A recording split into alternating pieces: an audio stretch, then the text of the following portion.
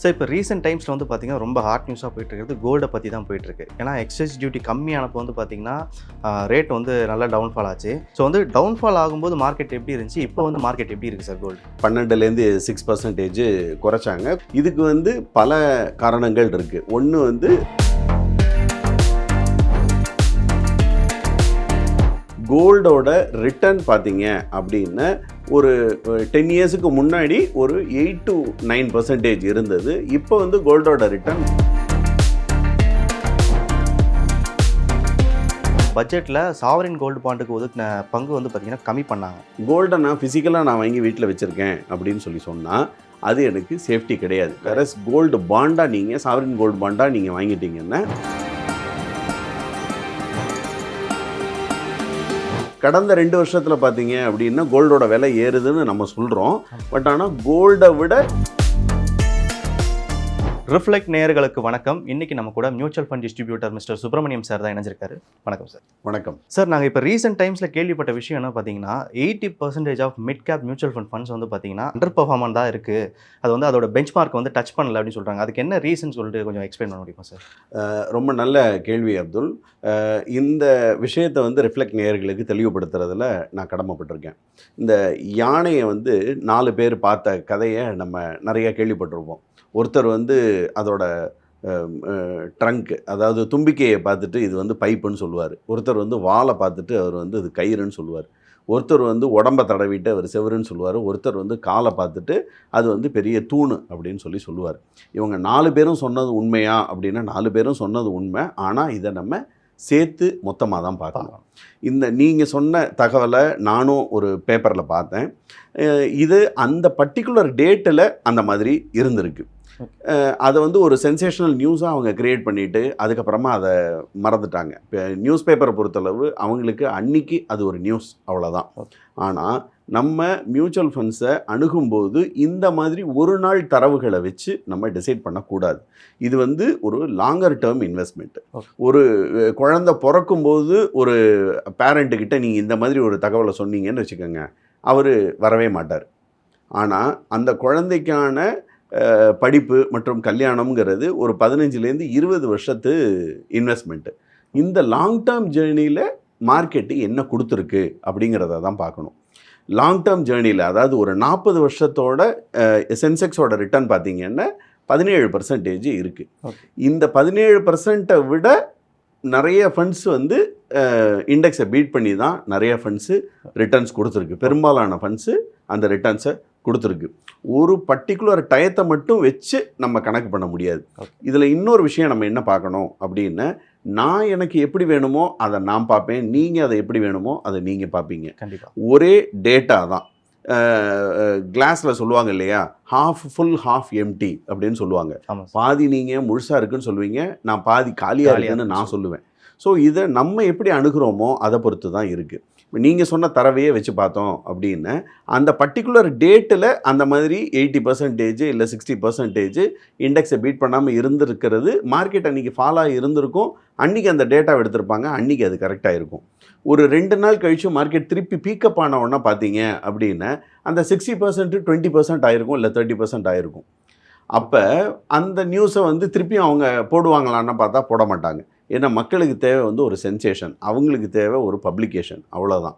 இதை வந்து ஒரு நீண்டகால அடிப்படையில் தான் நம்ம பார்க்கணுமே ஒழிய ஒரு குறுகின அந்த ஒரு செய்தியை மட்டும் வச்சுட்டு நம்ம பார்க்கக்கூடாது.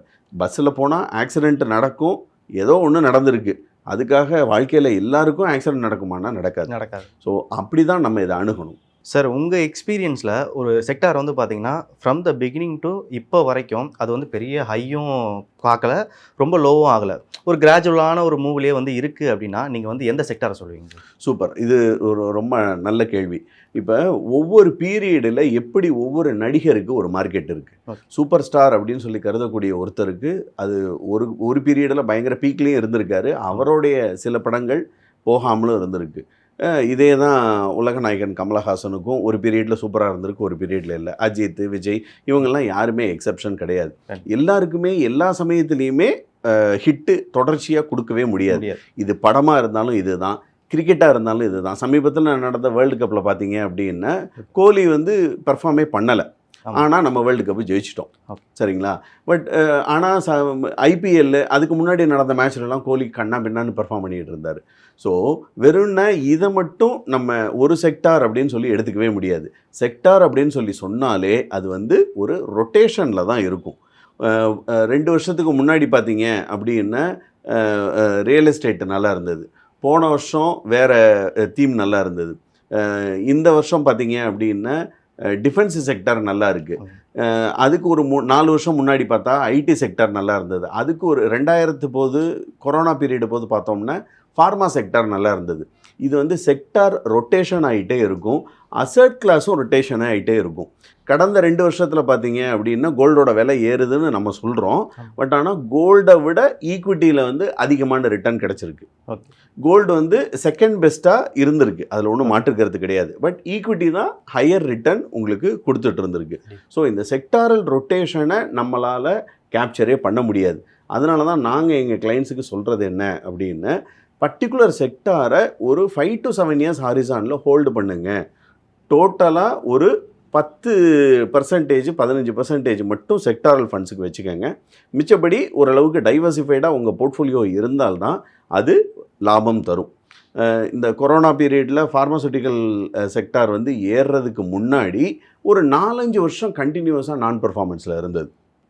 அப்போ கஸ்டமர் வந்து இந்த 4-5 வருஷம் நான் பெர்ஃபார்மன்ஸில் இருந்ததுன்றத மனசில் எடுத்து நிஜமாகவே சேவ் பண்ணணும்னு நினைக்கிறவங்க, அந்த செக்டாரை விரும்புகிறவங்க என்ன பண்ணணுன்னா, அது மார்க்கெட்டு கீழே போனாலும் அந்த செக்டார் அண்டர் பெர்ஃபார்ம் பண்ணாலும் யூனிட்ஸை அக்குமுலேட் பண்ணிவிட்டு மார்க்கெட் மேலே இருந்திருக்கும் பொழுது அதுக்கான லாபத்தை எடுக்கிறதுக்கு தயாராக இருக்கணும்.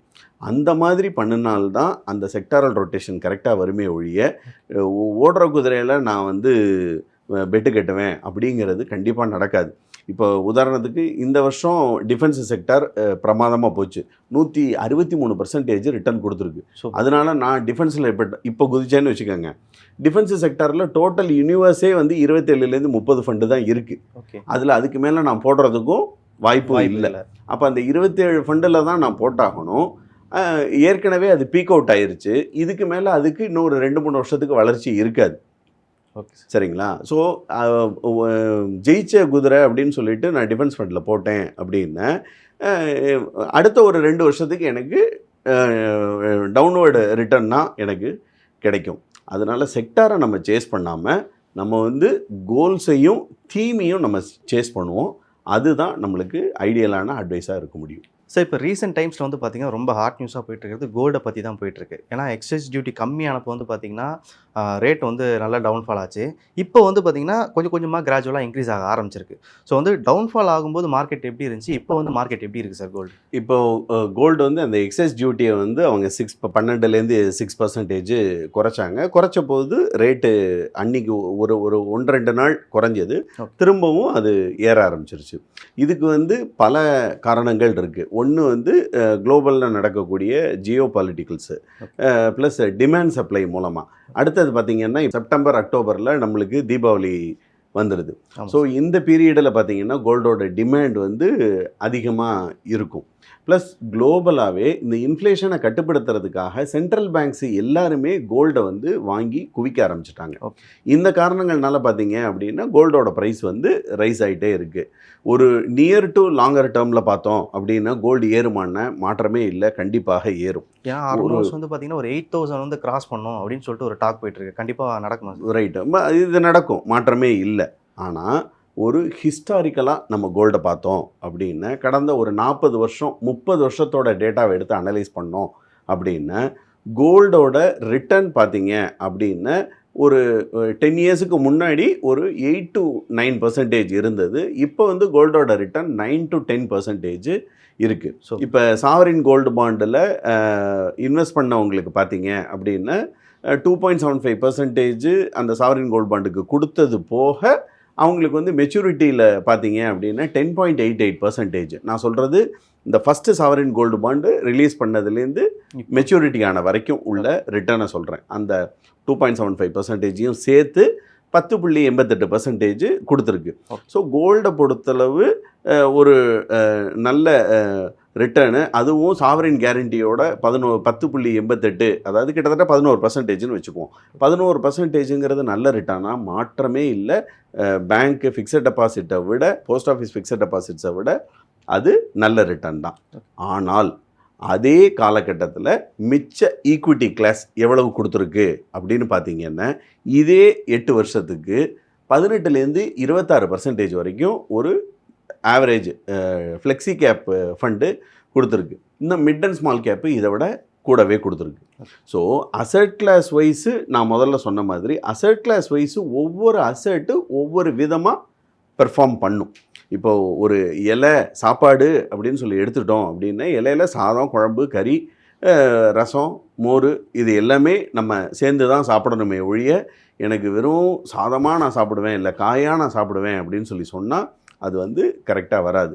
ஈக்விட்டி கிளாஸை உங்களோட சாதமாக எடுத்துக்கங்க. தொட்டுக்கக்கூடிய ஐட்டமாக இந்த கோல்டு, ஃபிக்ஸட் டெபாசிட்டு இந்த மாதிரி உள்ள ஐட்டத்தை எடுத்தால் தான் அது வந்து அந்த போர்ட்ஃபோலியோ வந்து உங்களுக்கு ஒரு ஆப்டிமல் ரிட்டர்ன் கொடுக்கக்கூடிய ஒரு போர்ட்ஃபோலியோவாக இருக்கும். கோல்டே போகக்கூடாதுன்னு நான் சொல்லலை. கண்டிப்பாக பெண் குழந்தை இருக்கிறவங்களும் சரி, இல்லை கோல்டை ஒரு அசட் கிளாஸாக பண்ணணும்னு நினைக்கிறவங்களும் சரி, கோல்டு வச்சுக்கோங்க. ஆனால் அது ஒரு 10 to 15% நம்ம கோல்டுக்கு அலோகேஷன் வச்சுக்கலாம். டோட்டல் போர்ட்ஃபோலியோவில் 10 லட்ச ரூபா வச்சுருக்கேன்னா 1.5 to 2 லட்ச ரூபா நான் வச்சுக்கலாம். அதுக்காக எனக்கு 11% கிடைக்குது, கேரண்டீடாக கிடைக்குதுன்னு சொல்லிட்டு 10 லட்சத்தையும் நான் கொண்டு அதுலேயே முடக்கினேன்னா, எனக்கு 10 லட்சத்துக்கும் எனக்கு அந்த 11% தான் ரிட்டர்ன் கிடைக்கும். ஓகே. கூடுதலாக ரிட்டர்ன் கிடைக்கக்கூடிய அசட் கிளாஸை நீங்கள் மிஸ் பண்ணிட்ட பிறகு நீங்கள் திரும்ப சேஸ் பண்ணி பிடிக்க முடியாது. ஓகே சார், நீங்கள் வந்து சாவரின் கோல்டு பாண்டை பற்றி சொன்னீங்க. அது வந்து டிஜிட்டலாக வந்து இன்வெஸ்ட்மெண்ட் பண்ணுறது.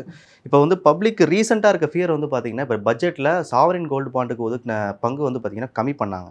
அது இல்லாமல் ஃபியூச்சரில் வந்து கொஞ்சம் கொஞ்சமாக அந்த சாவரின் கோல்டு பாண்டோட பாண்ட்ஸ் வந்து கம்மி பண்ணுறதுக்கான பாசிபிலிட்டிஸ் இருக்குங்களா சார்? இல்லை, பேசிக்கலாக நீங்கள் இப்படி பாருங்களேன். சாவரின் கோல்டு பாண்டுங்கிறது கவர்மெண்ட் எதனால் ரிலீஸ் பண்ணாங்க அப்படின்னா, கவர்மெண்ட்டோட கேரண்டி ஒன்று, ப்ளஸ் 2.5% அடிஷ்னலாக இன்ட்ரெஸ்ட்டை தர்றாங்கன்றது ஒன்று. 2, 3வது வந்து ஒரு லாங்கர் டேர்ம் ஹாரிசானுக்கு கோல்டை ஹோல்டு பண்ணால் அவங்களுக்கு என்ன கிடைக்குமோ கிட்டத்தட்ட அதுவும் பிபிஎஃப்பும் பிஎஃப்பும் எல்லாமே பார்த்திங்கன்னா அதே அந்த 8 வருட காலம் தான் கவர்மெண்ட் வந்து வச்சுருக்காங்க.